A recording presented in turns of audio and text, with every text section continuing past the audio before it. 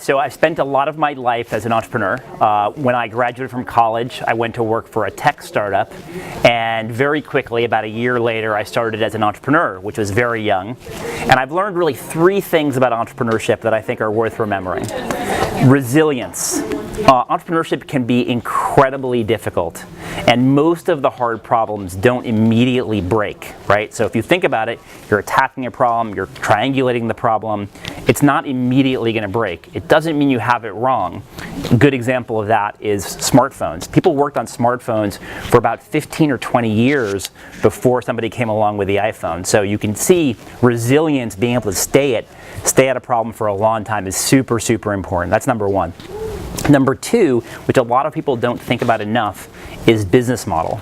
There's a really good quote from Warren Buffett, which is, when a great management team meets a bad business, one of them preserves their reputation, and it's not the management team. And it's a really simple idea. Not all businesses are created equal.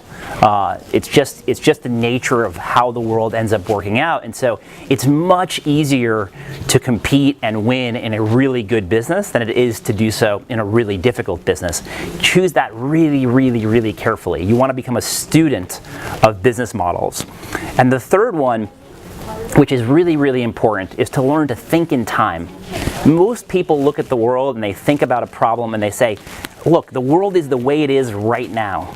But the world is constantly changing. There's all kinds of curves that are happening if you think about major trends.